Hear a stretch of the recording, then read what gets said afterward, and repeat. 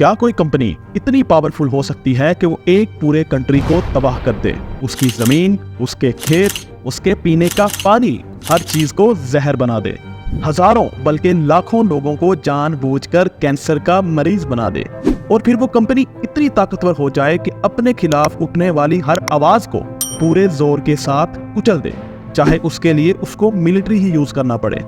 दुनिया की बड़ी बड़ी रॉयल फैमिलीज उस कंपनी की बैक पर हों, और फिर वो कंपनी पैसा और मीडिया प्रोपेगेंडा यूज करके अपने हर गुनाह पर पर्दा डाल दे, क्योंकि जो कुछ उस कंपनी ने किया है अगर वो खुलकर सामने आ जाए तो पूरी दुनिया हिलकर रह जाएगी। लेकिन अब वक्त आ गया है कि इस कहानी को एक्सपोज किया जाए। इसकी वीडियो में हम आपको बताने जा रहे हैं एक ऐसी ही कंपनी की कहानी जिसने अपने फायदे के लिए लाखों इंसानों की जिंदगी दांव पर लगा दी। ये कहानी शुरू होती है 19वीं सदी में।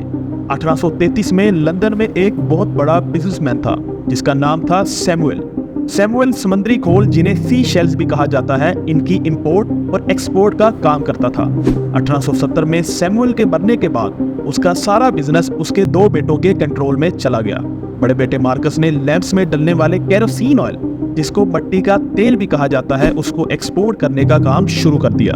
अब उस जमाने में ये तेल इन शिप्स में ऐसे बैरल्स के थ्रू एक जगह से दूसरी जगह भेजा जाता था, और उसमें मसला ये होता था कि ये बैरल्स लीक हो जाते थे और तेल जाया हो जाता था। मार्कस ने इसी प्रॉब्लम का हल करने के लिए ऑयल टैंकर्स डिजाइन किए ताकि तेल डायरेक्टली सी पोर्ट्स पे खड़े टैंक्स में डाला जा सके। और फिर 1892 में पहली बार मार्कस के बनाए हुए टैंकर्स में ये तेल स्विस कनाल को क्रॉस करके इधर एशियन मार्केट्स जैसा कि थाईलैंड और इंडोनेशिया तक पहुंचा, जो उस वक्त ब्रिटिश एम्पायर के कंट्रोल में थे। ये वो पहला मौका था कि एशिया और यूरोप की ऑयल की सप्लाई समंदर के जरिए आपस में कनेक्ट हुई। इस एक ट्रिप की वजह से मार्कस को एक बहुत बड़ी बिजनेस अपॉर्चुनिटी नजर आ गई।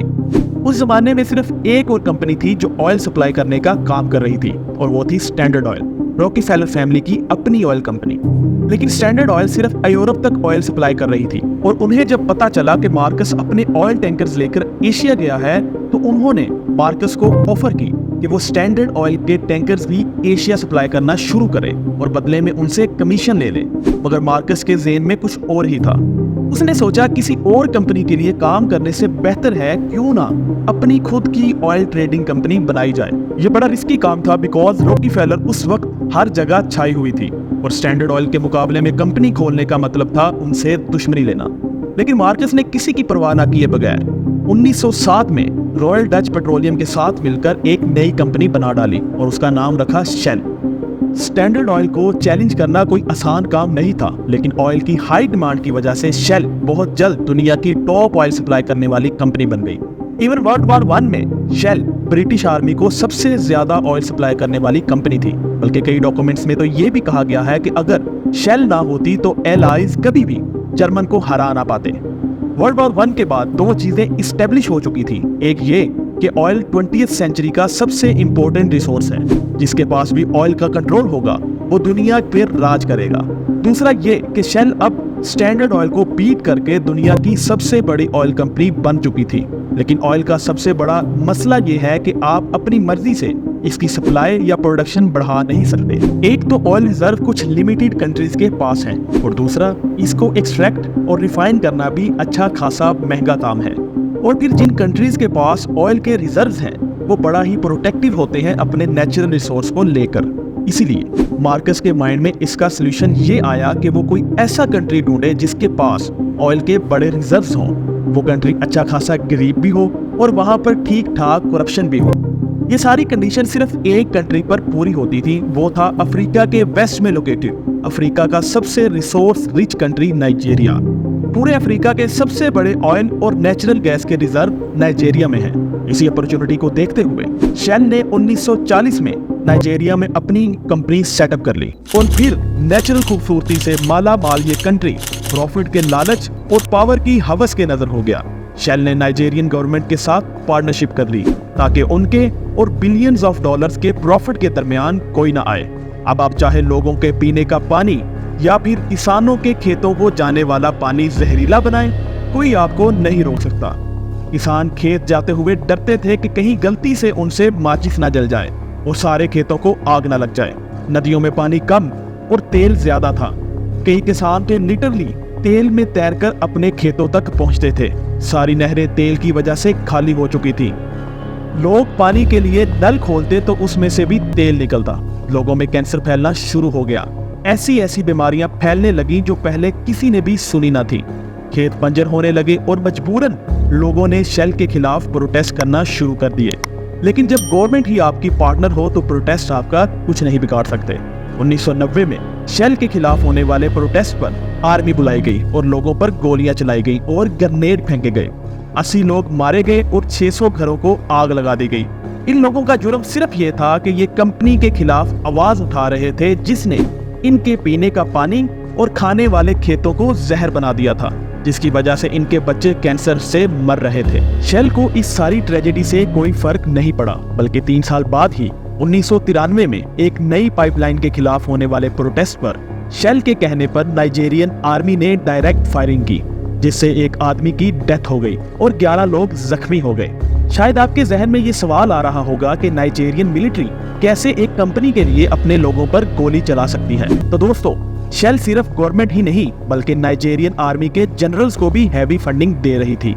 इसके साथ साथ शेल ने नाइजीरियन आर्मी को state of the art guns, ships और इवन हेलीकॉप्टर्स भी गिफ्ट किए।